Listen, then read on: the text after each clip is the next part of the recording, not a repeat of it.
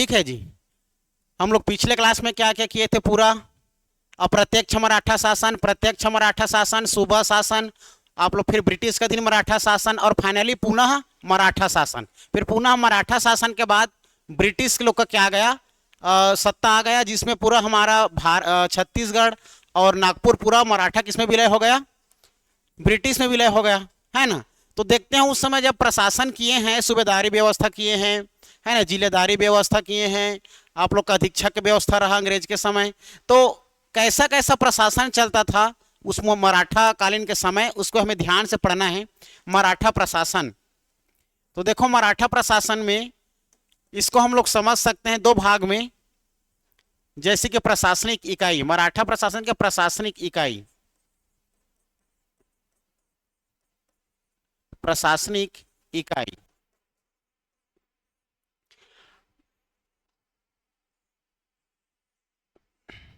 प्रशासनिक इकाई। अब प्रशासनिक इकाई में हम लोग देखेंगे कितने भागों में बटा होता था, कौन कौन से, है ना भाई, इकाई में बटा था, और उसके साथ साथ हम लोग देखेंगे क्या क्या उसके इकाई में अधिकारी कहलाते थे। ठीक है, अधिकारी कौन कौन अधिकारी होते थे,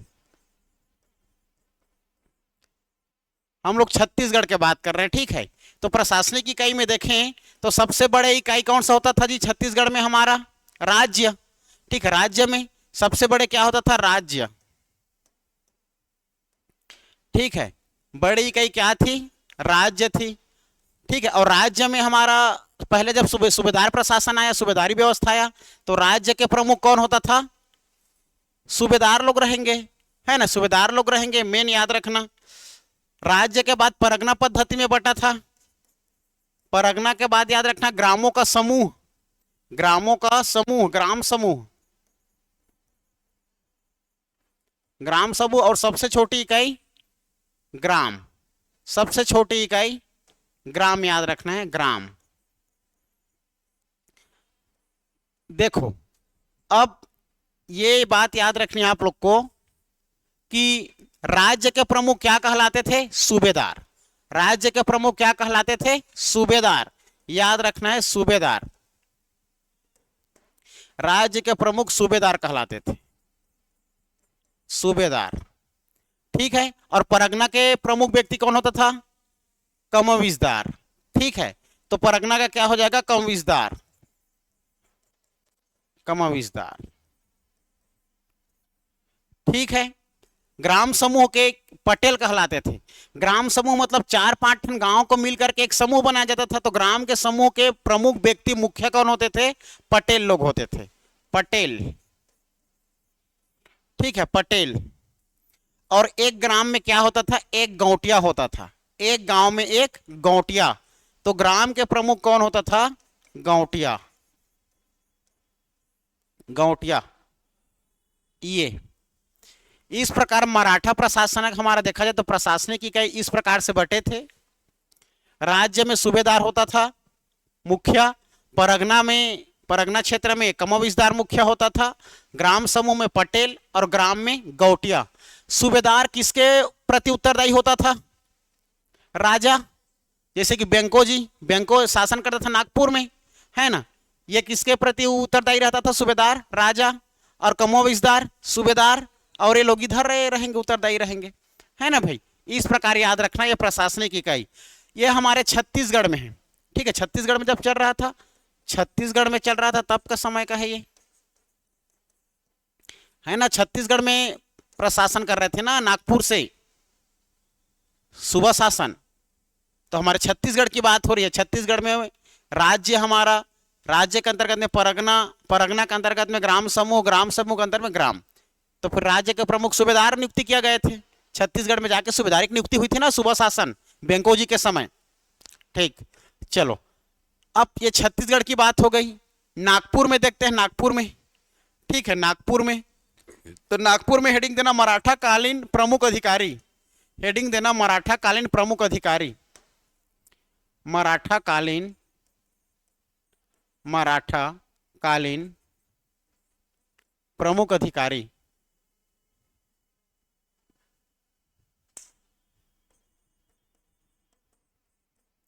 प्रमुख अधिकारी।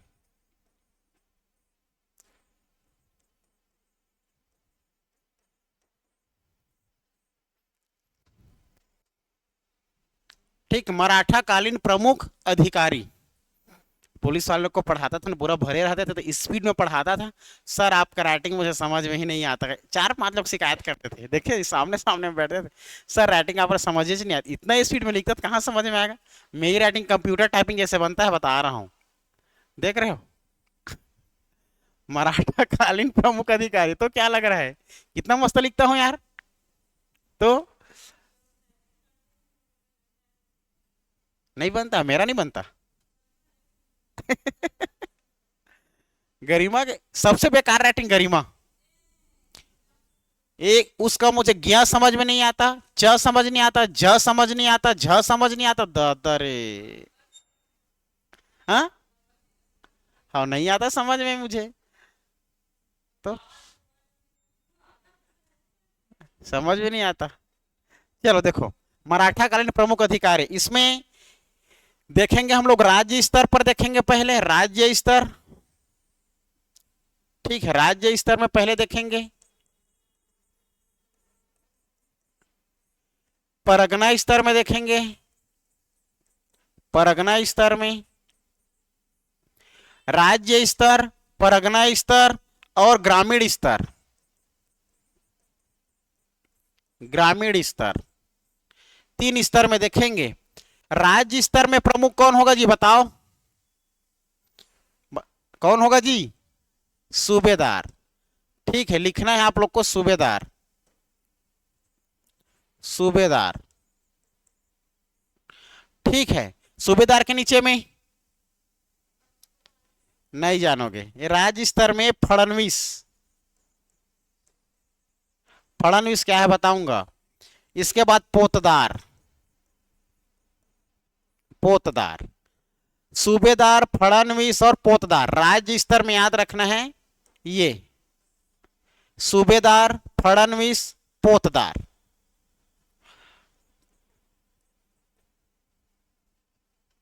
ठीक है, परगना स्तर में आ जाओ। परगना स्तर में, परगना स्तर में सबसे बताओ, परगना का मुख्य कौन होता था, कमाविजदार। ये कमाविजदार, कमाविजदार से छोटे फडणवीस, फडणवीस, ये हमारा परगना स्तर है ना। पोतदार, पोतदार के नीचे में पंडरी बरार पांडे, पंडरी बरार पांडे,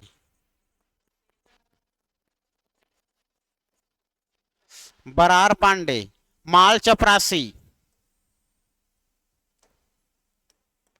माल चपरासी,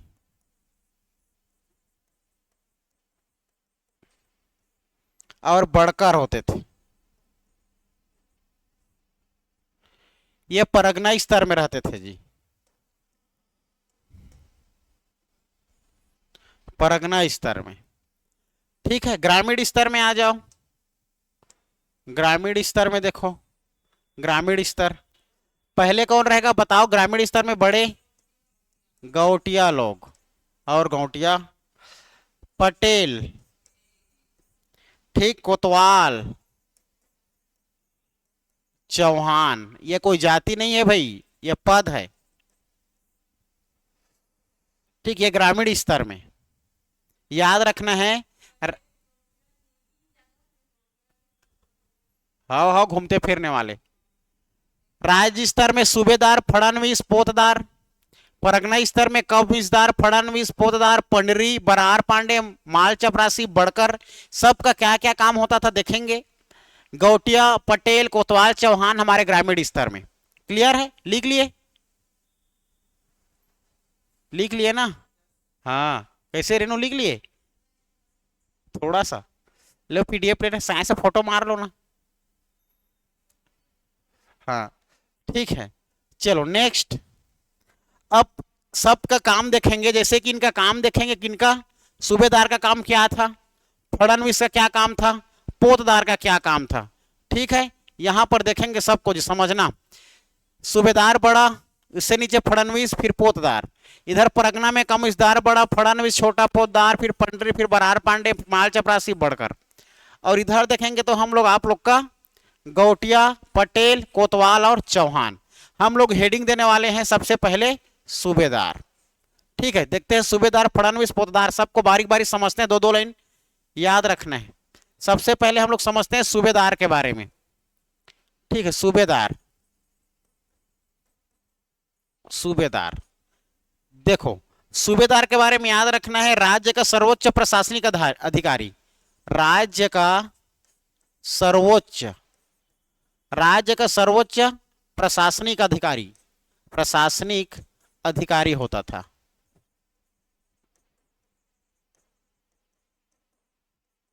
ठीक है, सूबेदार राज्य सर्वोच्च प्रशासनिक अधिकारी होता था राज्य का। ठीक है, सूबेदार। इसके बाद याद रखना, इसके किसके द्वारा नियुक्ति किया जाता था जी? इसको नियुक्ति किसके द्वारा किया जाता था? हाँ, राजा द्वारा। ठीक है, मराठा राजा द्वारा। ठीक है, याद रखना, हाँ, मराठा शासक द्वारा, मराठा शासक द्वारा, मराठा शासक द्वारा।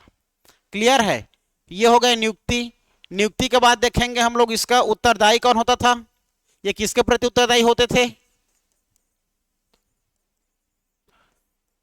ठीक है, सूबेदार राजा के प्रति उत्तरदायी होते थे।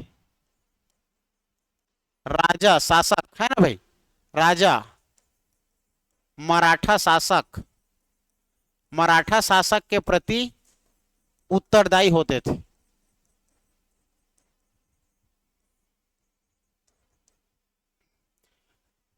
ठीक है, ये राज्य सर्वोच्च प्रशासनिक अधिकारी होता था सूबेदार, इसकी नियुक्ति मराठा शासक राजाओं के द्वारा किया जाता था। उत्तरदायी किसके प्रति होता था? राजा को जाकर के किसी भी बात को बताते थे कि ऐसा हुआ है, पैसा ऐसा होना है, ये करके इसी के प्रति उत्तरदायी होता था। ठीक है, यह स्थायी वंशानुगत पद नहीं था, यह स्थायी व वंशानुगत पद नहीं था, पद नहीं था। ठीक है, जो जितने ज्यादा समय तक पैसा संचित करके ज्यादा आप लोग का पैसे बटोर करके राज्य से, है ना, जितने समय तक रख सकते थे उसको उतने समय तक इसके पोस्ट के लिए इसको रखा जाता था। ठीक है, गुड मॉर्निंग। हाँ हाँ जी,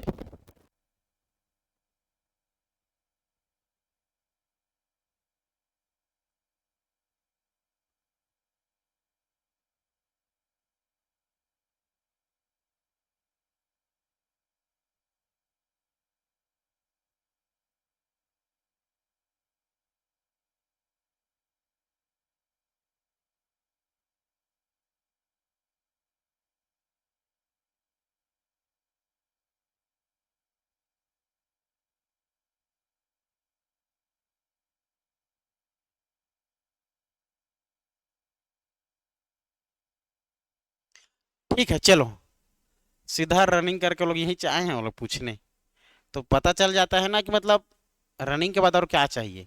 एग्जाम, एग्जाम कैसे तैयारी खुद से तो हो नहीं पाती। तो चलो, ये होगा। तो याद रखना, सूबेदार राज्य सर्वोच्च, सूबेदार क्या होते हैं? राज्य के प्रशासनिक अधिकारी होते हैं। ये इसकी नियुक्ति कौन करते हैं जी? मराठा शासक लोग। इस बेंको जिसकी नियुक्ति किया था, याद आ रहा है? ठीक है, उत्तरदायी किसके प्रति होते थे? ये लोग राजा के प्रति उत्तरदायी होते हैं। और ये स्थायी व वंशानुगत पद नहीं था, ये अस्थायी था, है ना भाई? चलो, ये नेक्स्ट हमारा देखते हैं, सूबेदार के बारे में याद रखना है। फडणवीस, इसके बाद कौन है? फडणवीस। फडणवीस के बारे में देखते हैं।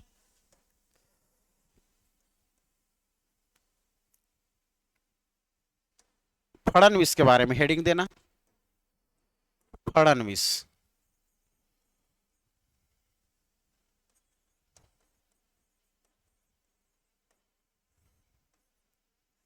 फडणवीस, ठीक है। फडणवीस के बारे में लिखना जी, पहला, ये लेखाधिकारी होता था, ये लेखाधिकारी होते थे, लेखाधिकारी। ये लेखाधिकारी होते थे, मतलब पैसा का लेखा जोखा, फाइनेंशियल एरिया में ये काम करते थे। ठीक है, ये लेखाधिकारी होते थे, जो आय व्यय का क्या रखता था? हिसाब रखते थे। ठीक है, आय व्यय का हिसाब रखता था, आय व्यय का हिसाब रखता था। कितना आया, राज्य में कितना गया, आय व्यय पूरा मतलब आय व्यय देखने का पूरा जो होता था फडणवीस लोग देखते थे। ठीक है, याद रखना फडणवीस। नेक्स्ट, ये लेखाधिकारी के साथ साथ याद रखना ये नायब फडणवीस होते थे। इसके मान के चलो देखो, तो ये सहायक, किसके सहायक होते थे,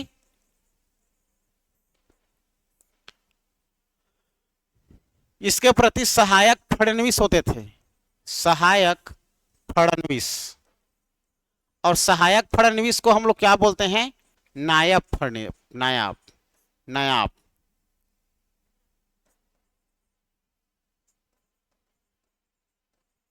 नायब का तात्पर्य है सहायक। जैसे कि तहसीलदार, तहसीलदार मेन है, नायब तहसीलदार उसका सहायक होता है। एसआई मेन है सब इंस्पेक्टर, लेकिन एएसआई असिस्टेंट सब इंस्पेक्टर उसके सहायक होते हैं। उसी प्रकार ये सहायक फडणवीस होते थे फडणवीस का।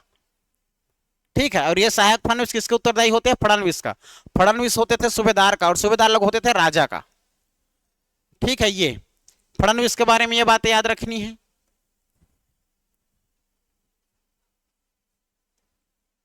चलो नेक्स्ट, पोतदार था क्या, पोतदार, हेडिंग डालो पोतदार, पोतदार। ठीक है, देखना ना जब सीएफ का भर्ती आ जाएगा ना, जगह नहीं मिलेगा यहाँ। हाँ हाँ हाँ हाँ हाँ हाँ हाँ हाँ पूरा। अरे मैं एक बार रेलवे की एग्जाम दिलाने गया था, वहीं पर तीन चार लोग आके मेरे पैर छुए, सर मैं आपको पढ़ा हूँ पूरा, आपका ऑनलाइन पढ़ा हूँ, चंद्रहास में पढ़ा रहे थे करके मेरा हो गया सर, पुलिस में करके। तो कहाँ कहाँ से कितना 1400 लोग थे, यही पास है। पूरे 1000 लोग यहीं से हुए हैं, पूरा 1000, समझ, पूरा एक, अब 2500 का ज्वाइनिंग हुआ है, और 1000 लोग यहीं से थे पूरा। रियल में देखते हैं ना, अगर सरकार अगर वो रहते क्या बोलते हैं, सरकार थोड़ा सा सचेत होता तो इनाम मिलना चाहिए, लेकिन वो सचेत थोड़ी ना है। तो वो लोग तो खुल 6000 भर्ती को नहीं लेने के कगार पर हैं सब। मुश्किल से 2500 लोग को तो भर्ती दिए हैं, नहीं तो कोई बच्चे बचते क्या, अच्छे अच्छे बच्चे सब निकल जाते। तो ऐसा था ना उन लोग का, ये कांग्रेस सरकार की मंशा थे जो निकाले थे 6000 पोस्ट। तो 140, 142, 43 तक का नहीं हुआ है। हाँ तो बताओ तो, जबकि लोग पूरा कितना मेहनत किए हैं। तो ये सब श्रेय जाता है होम मिनिस्टर पर। चलो पोतदार, पोतदार के बारे में लिखना, ये खचांजी होते थे। खचांजी क्या है आप लोग के लिए, जानते हो खचांजी, मान के चलो एक राजकोष है, राजकोष। ठीक है, राजकोष में जिसमें पैसा आता है जी, तो पैसा का कितना पैसा आया और कितना निकाला गया, ठीक है, राजकोष, ये उसको कहा जाता है खजांजी, देखते थे उसको। ठीक है, तो लिखना खजांजी। राजकोष में जमा होने वाले तथा निकलने वाली राशि का हिसाब रखना, राजकोष में जमा होने वाले व निकलने वाले पैसे का हिसाब रखना। राजकोष, हाँ, राजकोष में जमा होने वाली, जमा होने वाली व निकलने वाले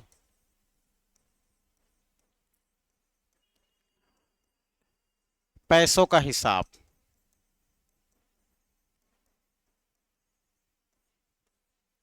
ठीक है, राजस्व, राजकोष याद रखना, राजकोष, सीधा राजकोष शब्द को याद रखना। ठीक है, खजांजी होते थे। राजकोष में कितना आया कितना गया, हमारे राजकोष में संचित निधि कितनी है, कितना निकला, किसको कितना देना पड़ेगा, ये सब कौन देखता था, पोतदार देखते थे। ठीक है, पोतदार, ये पोतदार। नेक्स्ट, पोतदार से क्या था आगे, क्या था जी, कमोइशदार। तीन जने हो गए थे मेन।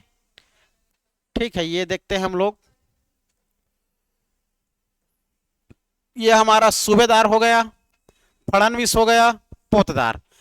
ठीक है, अब देखते हैं हम लोग इसको लाइन से कम विस्तार को देखते हैं। हेडिंग तो कम विस्तार।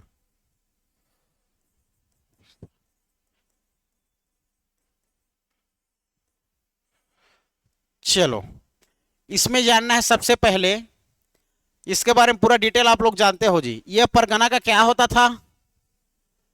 सर्वोच्च अधिकारी होता था। ठीक है, यह परगना का सर्वोच्च अधिकारी होता था। यह परगना का सर्वोच्च अधिकारी होता था। सर्वोच्च अधिकारी होता था। यह परगना का सर्वोच्च अधिकारी होता था। क्लियर है? ठीक। लिखना किसके प्रति उत्तरदायी होता था? हाँ, ये सूबेदार के प्रति उत्तरदायी होता था। सूबेदार के प्रति उत्तरदायी होते थे।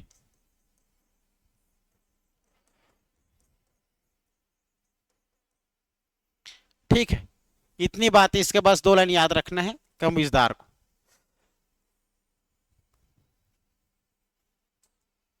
कमिश्नदार के बाद कौन है नेक्स्ट जी? बरार पांडे।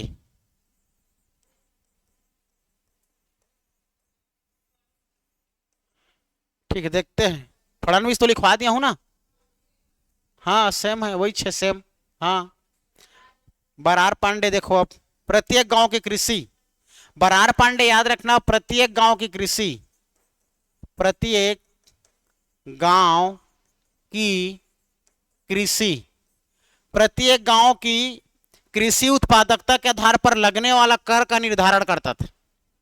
ठीक है, तो प्रत्येक गांव की कृषि उत्पादकता के आधार पर, उत्पादकता के आधार पर, ठीक है, उत्पादकता के आधार पर लगान का निर्धारण करता था। टैक्स, लगान का निर्धारण करता था।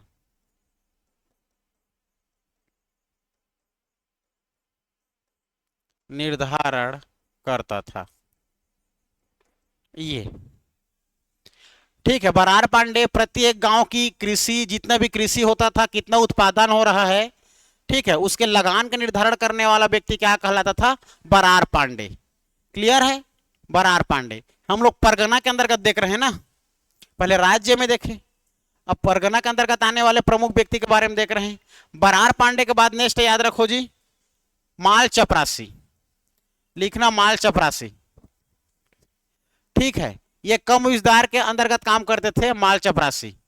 माल चपरासी,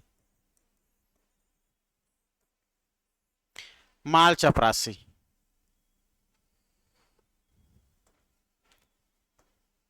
लिखना माल चपरासी के बारे में। ये परगने में, ये परगने में कम विस्तार के अधीन काम करते थे। कम विस्तार, कम विस्तार के अधीन काम करते थे, के अधीन काम करते थे। ठीक है, याद रखना।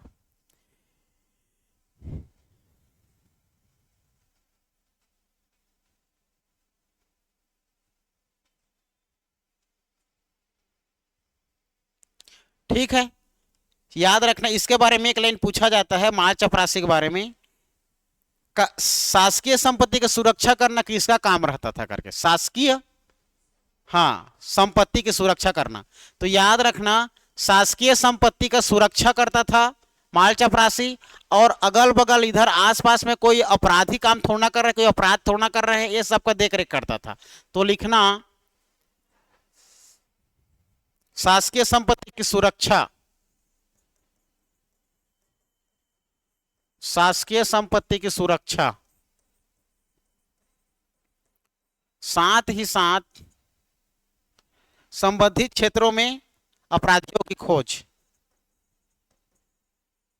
संबंधित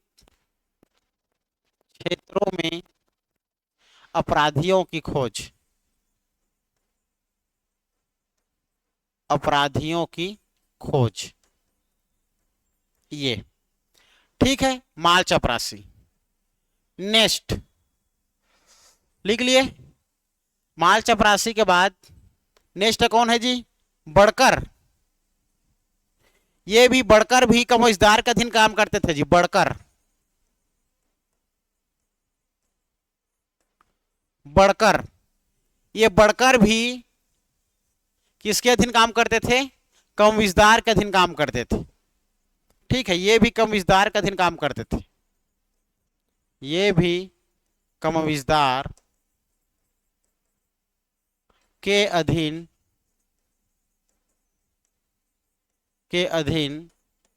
कार्य करते थे। तो ये भी कमोजदार के अधीन कार्य करते थे, बढ़कर। इसके बाद परगने की सामान्य स्थिति, फसल की स्थिति की सूचना कमोजदार को देते थे। ठीक है, सामान्य स्थिति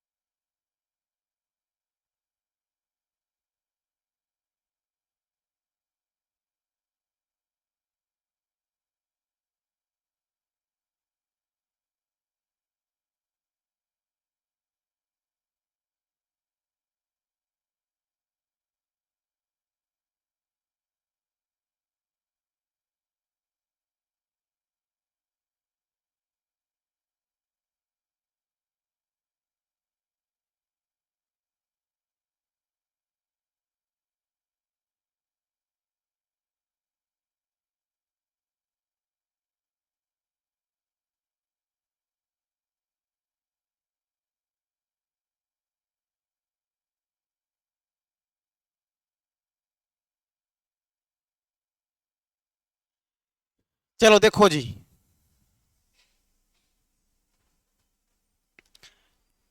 कहां पर आए हैं? बढ़कर। ठीक, ये सामान्य स्थिति और फसल की स्थिति की सूचना देते थे। सामान्य स्थिति वो फसल कैसा है, फसल की स्थिति, इसी स्थिति का सूचना कमोजदार को देते थे, का सूचना देते थे। ठीक है, सामान्य स्थिति और फसल की स्थिति कैसा है, सूचना देते थे। ठीक है, बढ़कर मतलब कृषि से संबंधित कार्य करते थे, याद रखना। ये भी बढ़कर, भी बढ़कर की याद रखना। उसके बाद गौटिया। गौटिया क्या होता था जी? ग्राम के सर्वोच्च अधिकारी। गौटिया, गौटिया ग्राम के सर्वोच्च अधिकारी। ग्राम के सर्वोच्च अधिकारी। ठीक है, ग्राम के सर्वोच्च अधिकारी। कलचुरी कालीन पद जो मराठा काल में भी यथावत बना रहा, गौटिया भी कलचुरी काल में था। कलचुरी कालीन में से लेकर से लेकर मराठा तक ये पद रहा, गौटिया। ठीक है, कलचुरी कालीन से लेकर के मराठा तक का ये पद रहा, गौटिया पद, याद रखना है।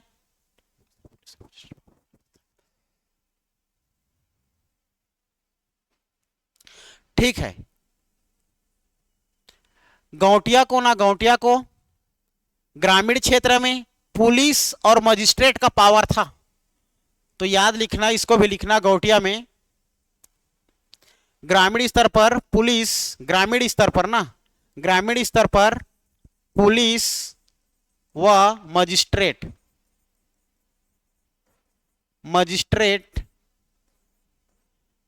तक का पावर था,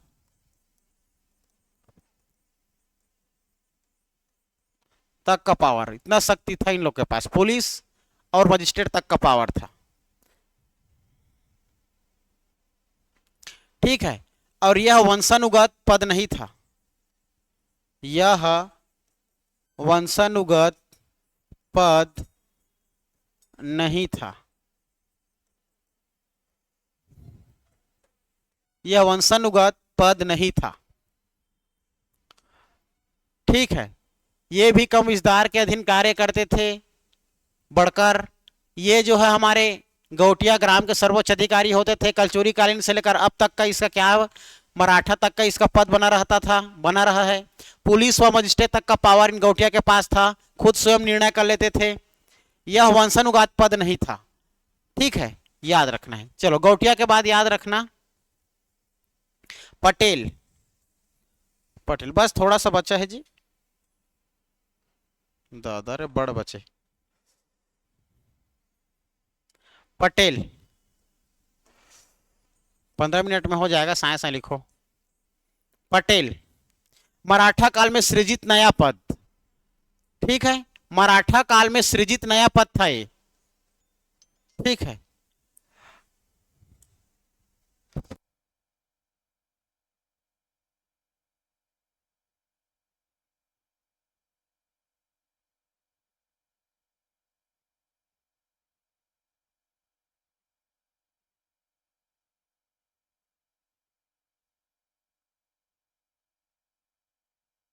ठीक। चलो, पटेल, पटेल यह मराठा काल में नया सृजित पद था, मराठा काल में नया सृजित पद था। मतलब पहली बार पटेल का पद मिला कहां, मराठा काल को। ठीक है जी, याद रखना है।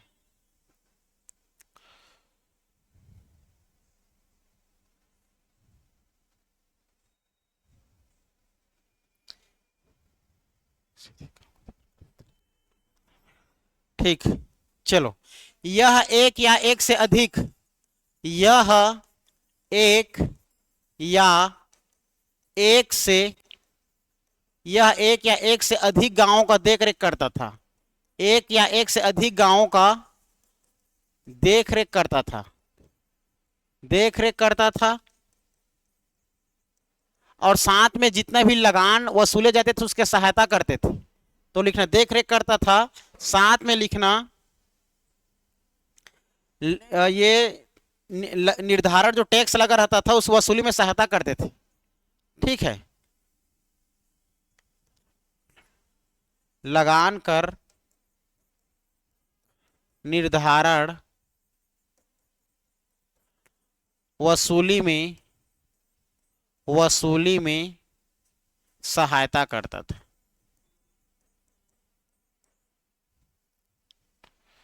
ये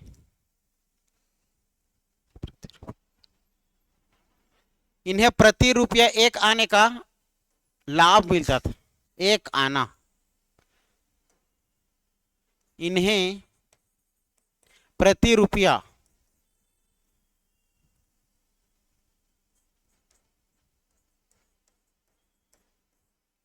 इन्हें प्रति रुपया एक आने का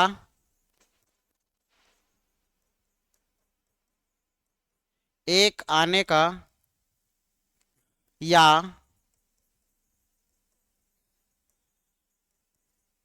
अधिकतम 17% लाभांश मिलता था। 17% का लाभांश। ठीक, इन्हें प्रति रुपया एक आने का यह अधिकतम 17% का लाभांश मिलता था। पटेल। पटेल के बाद अगला व्यक्ति कौन था? कोतवाल। लिखना कोतवाल।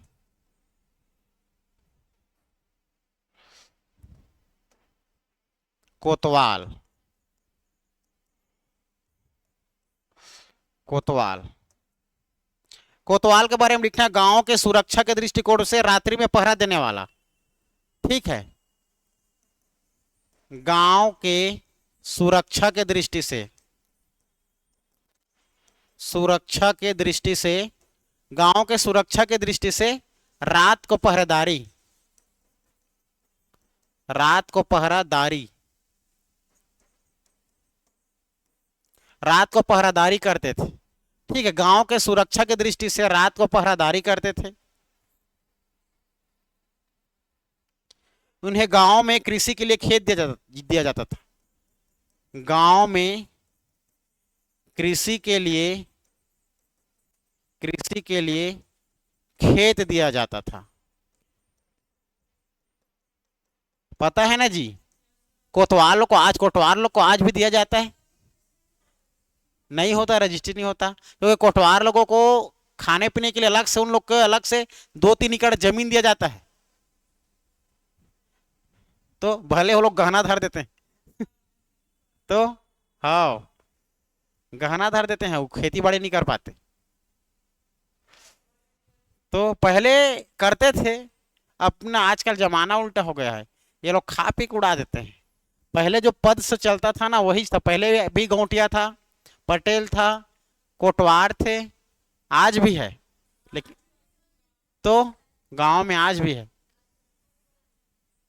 हाँ, आजकल अब थोड़ा सा चेंज हो गया, सब एडवांस हो रहे हैं ना। चलो, कोतवाल हो गया। चौहान लिखना, चौहान, लास्ट चौहान। चौहान।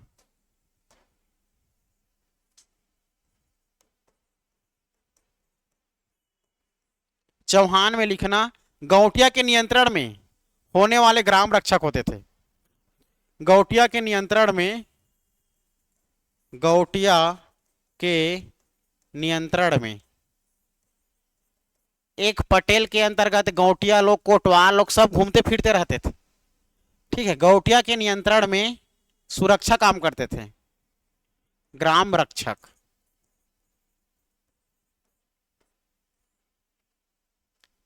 ये ठीक है, ये हमारा प्रशासनिक व्यवस्था था। ठीक है जी, मराठा काल में प्रशासनिक व्यवस्था। अब हम लोग देखेंगे थोड़ा सा राजस्व विभाग को। 5 मिनट में खत्म कर देता हूं। राजस्व विभाग देख लो। और ठीक है कि कल देखोगे? हाँ, है ऐसे का? ठीक है, चलो ठीक है। आज आज टेस्ट अभी है 10 बजे तक, तो 9:30 तक पढ़ाई देता हूँ। हाँ हाँ, 9:30 तक पढ़ा रहा हूँ। ठीक है, खत्म कर देता हूँ राजस्व विभाग को। चलो ठीक है।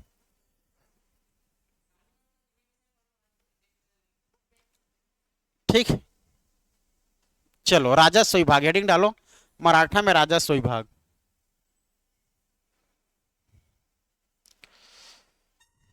राजस्व व्यवस्था, मराठा काल में राजस्व व्यवस्था। इसको ज्यादा याद करने की जरूरत नहीं है ना, समझ के रखना है बस। एक एक बार पढ़ना है, फिर दिमाग में बैठते जाएगा, नहीं तो इस सबको याद करवा देता। राजस्व व्यवस्था,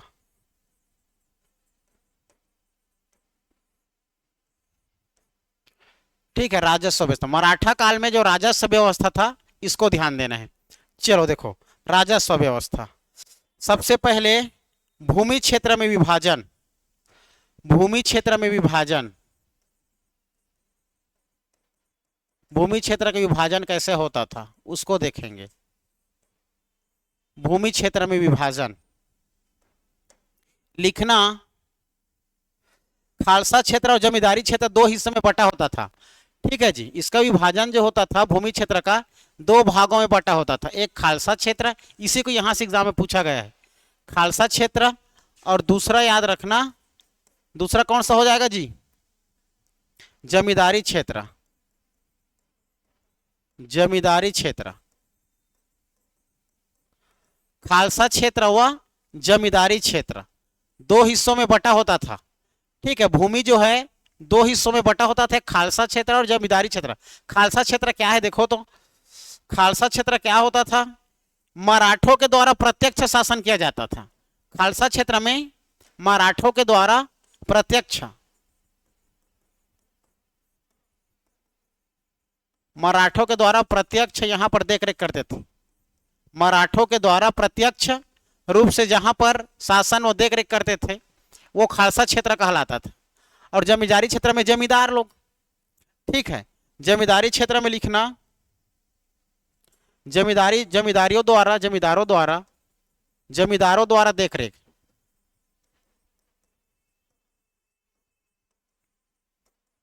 ये राजस्व व्यवस्था दो भागों में बटा होता था मराठा काल में, एक खालसा और दूसरा जमींदारी क्षेत्र। ठीक,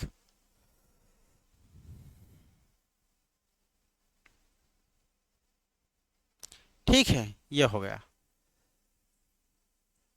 जमींदार लोगों को मराठा लोग क्या करते थे, एक फिक्स पैसा देते थे, पैसा अदा करते थे, मतलब 20 रुपया तो 20 रुपया, 30 रुपया तो 30 रुपया, फिक्स अदा करते थे। ठीक है, उसको एक लाइन में लिखना, मराठा लोग जमींदारों को एक निश्चित राशि अदा करते थे। जमींदारों को एक निश्चित रुपया अदा करते थे जमींदारों को। ठीक है, कितना देते थे फिक्स नहीं, लेकिन इतना देना जैसे मजदूर टाइप्स। ठीक है जी, ये याद रखना, मराठा में राजस्व व्यवस्था जो है हमारे दो भागों में बटा होता था, खालसा क्षेत्र और जमींदारी क्षेत्र। खालसा क्षेत्र में आप लोग का प्रत्यक्ष रूप से मराठा लोग शासन करते थे, और जमींदारी क्षेत्र को जमींदारों के द्वारा वहां पर देखरेख के लिए छोड़ा जाता था, जिसको जमींदारों को फिक्स पैसा अदा करते थे, एक निश्चित रुपया अदा करते थे। ये भूमि के बारे में। दूसरा लिखना, भूमि के बाद ताहूदारी प्रथा। ताहूदारी प्रथा, ताहूदारी प्रथा को पूछा जाता है। मराठा काल में ताहूदारी प्रथा क्या है करके मेंस में भी पूछा जाता है। ताहूदारी प्रथा, तो लिखना ताहूदारी प्रथा के बारे में। ये तालुकों की स्थापना कौन किया था, याद आ रहा है? तालुका याद करो, दो तालुका सैंडिस के समय, तरेंगा और लोरमी और तरेंगा सैंडिस के समय तालुकों में बटा था, याद आ रहा? तालुकों की स्थापना, ताहूदारी व्यवस्था में तालुकों की स्थापना किया जाता था जी। स्थापना जिसमें देखा जाए सैंडिस के काल में 1830 में, याद आ रहा है? ठीक है, सैंडिस के काल में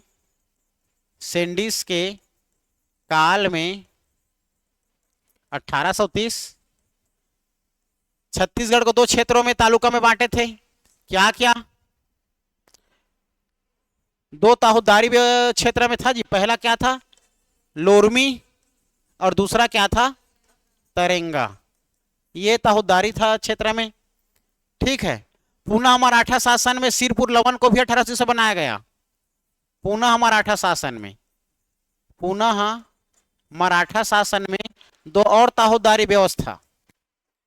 ताहूदारी व्यवस्था क्या होता है पता है? क्या होता है गरिमा?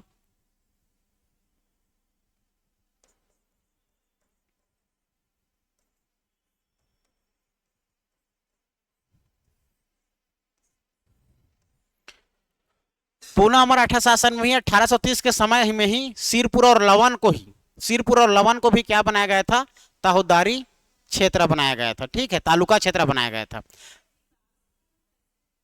वो उसमें आएगा, बाद में आएगा, वो बताऊंगा, वो अलग से विकासखंड। ये जो था, नहीं पता तुमको? पढ़ के बैठे ताहूदारी व्यवस्था का तेला नहीं जानते। लिख के धरे फोटो खींचे बा। ताहुदारी व्यवस्था ऐसा था जहां पर बंजर भूमि होता था ना, वहां पर कृषि योग्य बनाया जाता था। ठीक है, वो ताहुदारी व्यवस्था था, जिसको हम लोग उसमें किससे बांट देते, तालुका के क्षेत्र से बांट देते थे, तालुका व्यवस्था कर देते थे। ठीक है, तो बंजर भूमि में कृषि उत्पादन करना, ठीक है, ये ताहुदारी व्यवस्था था, जिसको हम लोग अलग अलग क्षेत्रों में बांटते थे। अलग अलग क्षेत्रों में अब तालुका बना के स्थापना करते थे, तालुका में ये तालुका करके। ठीक है, मतलब जो खाली खाली जमीन था उसमें बुआई करना, कृषि करना, यह ताहुदारी प्रथा था एक प्रकार का। ठीक है, पुनः मराठा शासन, सिरपुर और लवन को भी बनाया गया था। ठीक, चार्ल्स इलियट के काल में 1854 के बाद देखेंगे इसको अलग से हम लोग, अभी और आएंगे अभी तहसीलदारी व्यवस्था में। तो ताहुदारी प्रथा में याद रखना, चार्ल्स इलियट के समय, चार्ल्स इलियट के समय बंजारी खल्लारी सिहावा, बंजारी खल्लारी व सिहावा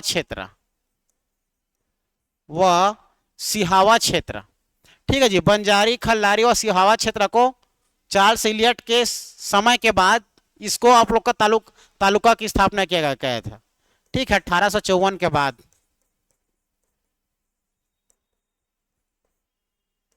1854 के बाद चार्ल्स इलियट के समय बंजारी खल्लारी सिहावा को तालुका का स्थापना किया गया था। यह सब ताहुदारी प्रथा के अंतर्गत आने वाला हमारा स्थान था।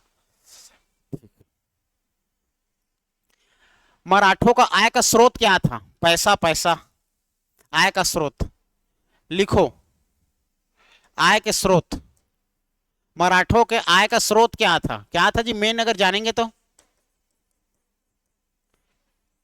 कर, सीधे बात टैक्स है ना। तो आय के स्रोत लिखना, करारोपण होता था, करारोपण, टैक्स। ठीक है, टैक्स लेते थे। जैसे कि बात करेंगे टैक्स का नाम, 1 2 3 6 टन का नाम बता रहा हूं, 4 5 6, वेरी वेरी इंपॉर्टेंट, यहां से क्वेश्चन आते हैं, वेरी वेरी इंपॉर्टेंट। ठीक है, लिखना, जब वो लोग टैक्स लेते थे तो टैक्स का नाम क्या था, टैक्स के नाम को लिखना। जैसे कि टकोली, टकोली एक टैक्स था। सायर टैक्स था। कलाली, ठीक है जी, टकोली, सायर, कलाली, पंडरी सेवई,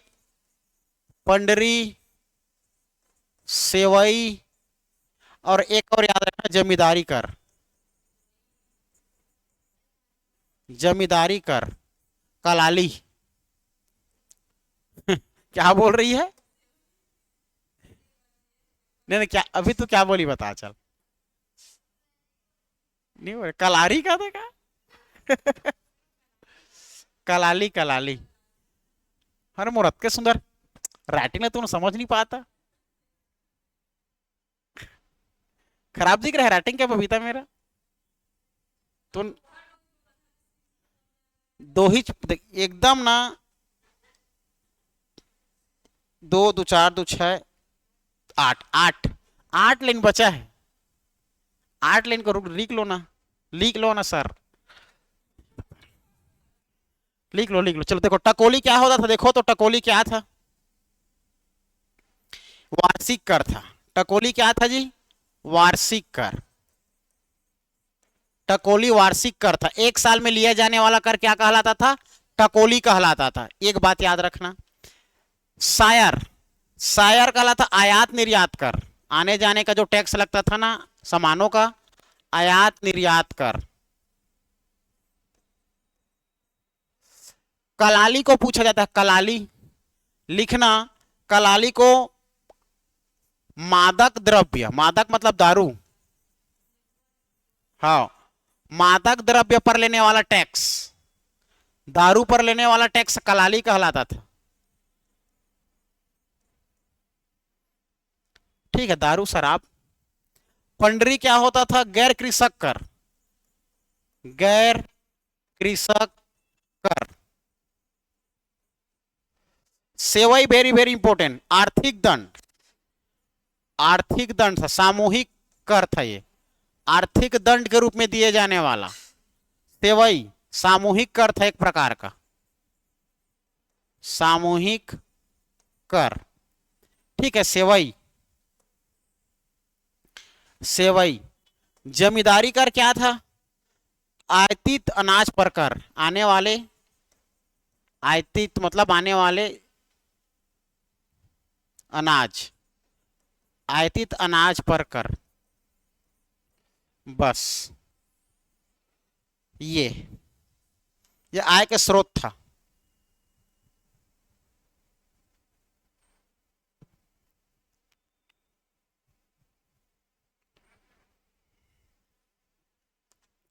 ठीक है, अब न्याय व्यवस्था के बारे में देखो, न्याय व्यवस्था के बारे में लिखने की जरूरत नहीं है। ठीक है, न्याय व्यवस्था कैसा था तो सुनना। मराठा काल के समय न्याय व्यवस्था बहुत सुंदर था। सुबह जब सूबेदारी सॉरी जब बिंबाजी भोसला आए, तो बिंबाजी भोसला आए तो सभी के लिए कल्याणकारी एवं विकासशील काम किया, है ना भाई, सबके लिए विकास करता था। बिंबाजी भोसले एक बहुत ही सरल स्वभाव के क्या थे, शासक था। ठीक है, राजा था, है ना भाई, तो याद रखना। लेकिन न्याय, जो न्याय लिया जाता था, तो न्याय तो उस समय देखा जाए कौन कौन था, गौटिया था, पटेल था, कमिश्नदार थे, सब सूबेदार लोग भी आए थे। वो सबको न्याय निर्णय लेने का अधिकार था, है ना। जितना हम लोग लिखे ऊपर में सब उनके न्याय लेने का अधिकार था। और देखा जाए तो ग्रामीण एरिया में तो फिर गौटिया लोगों के पास पुलिस और देखा जाए तो हमारा मजिस्ट्रेट तक का पावर रहता था कि बाहर में जाने का आवश्यकता नहीं पड़ता था ग्रामीण एरिया में, है ना। तो इस प्रकार से न्याय व्यवस्था सूबादारी हमारे बिंबाजी भोसले के समय कल्याणकारी था, अच्छा था। ठीक है, ये न्याय व्यवस्था हम लोग देखेंगे। न्याय व्यवस्था में कई प्रकार के थे, कुछ प्रकरण थे, जैसे कि न्याय व्यवस्था में देखें छोटा सा न्याय व्यवस्था। ठीक है, न्याय व्यवस्था में, ठीक है, याद आ रहा है न्यायालय का व्यवस्था रतनपुर में बनाया था, न्यायालय, है ना। तो याद रखना, इस समय जो है भोसला, बिंबाजी भोसले लोकप्रिय सरल न्याय व्यवस्था करते थे। बिंबाजी भोसले, बिंबाजी सरल, है ना, सरल व लोकप्रिय, लोकप्रिय निर्णय लेते थे, निर्णय व न्याय लेते थे। ठीक है, न्याय व्यवस्था में कुछ कुछ बड़े लोगों पर भी विशेष अधिकार था, लेकिन हमारा कुछ स्पेशल देखना, जैसे कि बड़े प्रकरण क्या क्या था, कौन कौन लेते थे बड़े प्रकरण में निर्णय। बड़े प्रकरण की अगर बात करेंगे तो याद रखना, सूबेदार कमोवेशदार लोग लेते थे। सूबेदार के अंतर्गत में कौन आता था, कमोवेशदार, ये लोग निर्णय लेते थे बड़े प्रकरण में। छोटे प्रकरण में कौन कौन लेंगे जी, ग्रामीण में गौटिया पटेल लोग।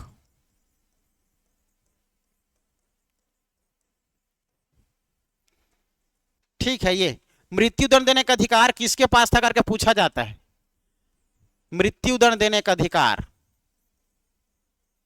मृत्युदंड देने का अधिकार, मृत्युदंड देने का अधिकार लिखना किसके पास था, बताओ बताओ जी, कॉपी खोल के बैठे हो, किसके पास था? संविधान पढ़ रहे हो, अच्छा पेपर टेस्ट है इसलिए। ठीक, मृत्युदंड देने का अधिकार सूबेदार और राजा के पास। ठीक है, मृत्युदंड देने का अधिकार सूबेदार व राजा के पास होता था, लेकिन 4 वर्गों को मृत्युदंड नहीं दिया जा सकता था, कोई सजा नहीं देते थे। 4 निम्न पूछा जाता है, इसको भी याद रखना, 4 वर्गों को मृत्युदंड नहीं दिया जाता था।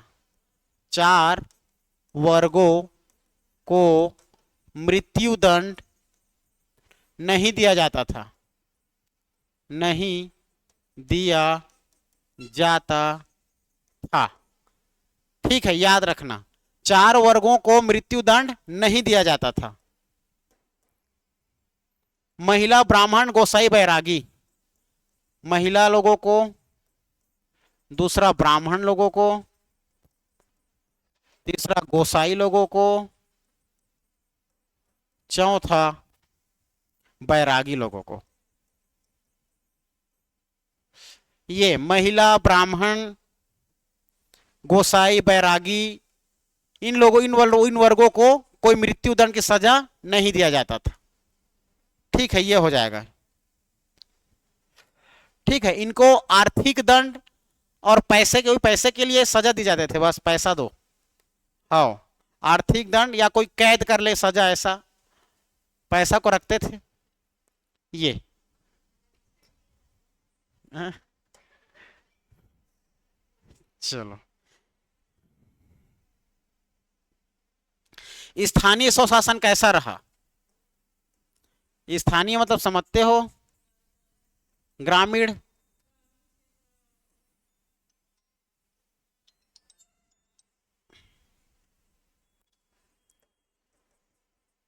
स्थानीय स्वशासन, ठीक है, स्थानीय स्वशासन। ग्रामीणों में स्थानीय स्वशासन करने का अधिकार गौटिया को होता था, गौटिया को होता था।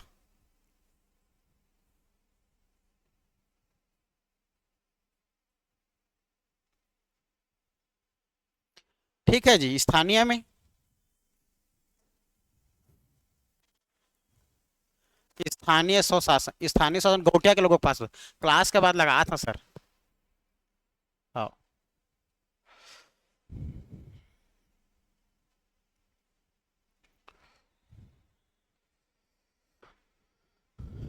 चलो,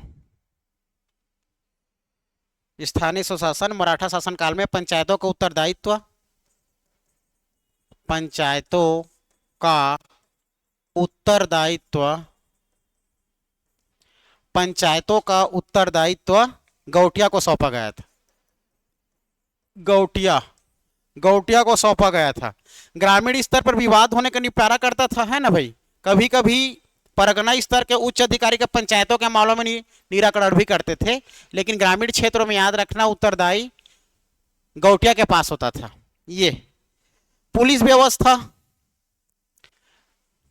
देखो, तो पुलिस व्यवस्था,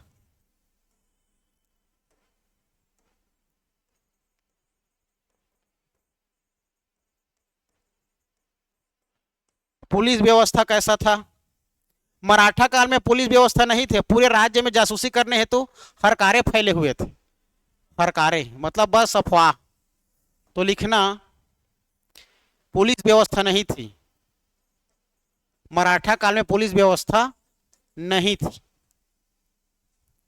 पूरे राज्य में जासूसी करने हेतु हरकारे, जासूसी के लिए हरकारे है ना, हरकारे हरकारे हरकारे फैले होते थे, मतलब लोग इधर उधर। ये पुलिस व्यवस्था था।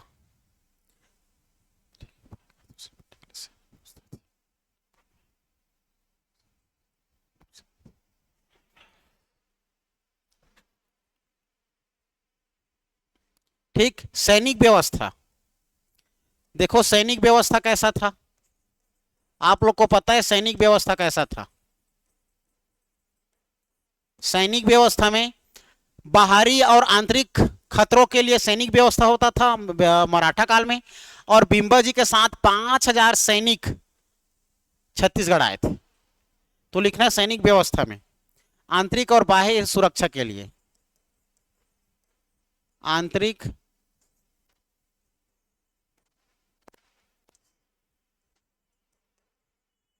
बाह्य सुरक्षा, आंतरिक और बाह्य सुरक्षा के लिए सैनिक व्यवस्था था। ठीक है, बिंबा जी के साथ छत्तीसगढ़ 5,000 सैनिक आए थे। हाँ, 5,000 सैनिक आए थे। हाँ हाँ, पूरा आज भी तो है जी सैनिक व्यवस्था। ठीक, बच गया धार्मिक और सामाजिक, बस दो ठन और बच गया, धार्मिक और सामाजिक।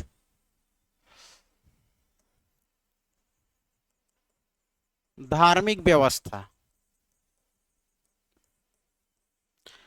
तो धार्मिक व्यवस्था में याद रखना अधिकांश लोग हिंदू थे और ग्राम ठाकुर देवता को मानते थे। ठीक है जी। अधिकांश हिंदू थे और ग्राम में, याद रखना, ग्राम देवता ठाकुर देवता आज भी मानते हैं, ग्राम देवता ठाकुर देवता।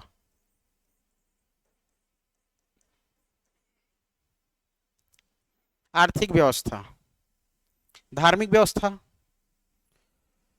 सामाजिक स्थिति देखो, लास्ट एवं अंतिम।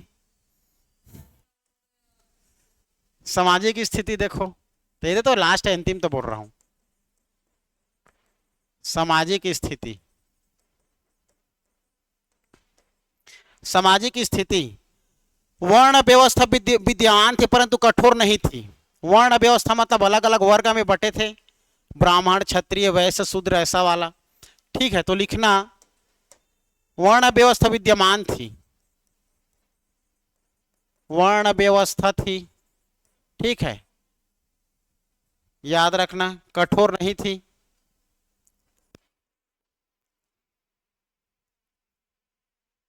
ब्राह्मण पूजनीय थे, ब्राह्मण पूजनीय थे।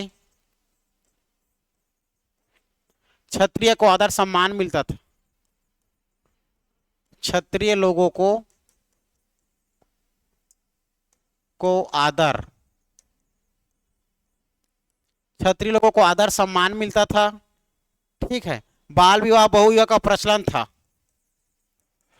बाल व बहुविवाह प्रचलन था।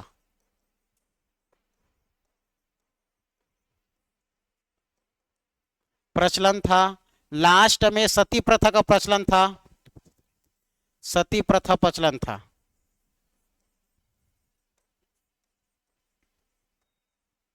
प्रचलन था, कोई बाध्य नहीं थी।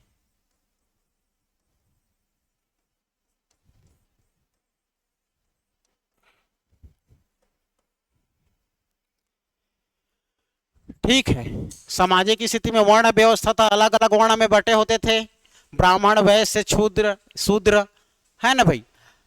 ब्राह्मण को पूजनीय मानते थे, क्षत्रिय लोगों को आदर करते थे, बाल बहुविवाह प्रचलन था, सती प्रथा प्रचलन था, कोई बाध्यता नहीं थी। क्लियर है? चलो खत्म, हमारा मराठा प्रशासन खत्म। नेक्स्ट क्लास में आगे देखेंगे।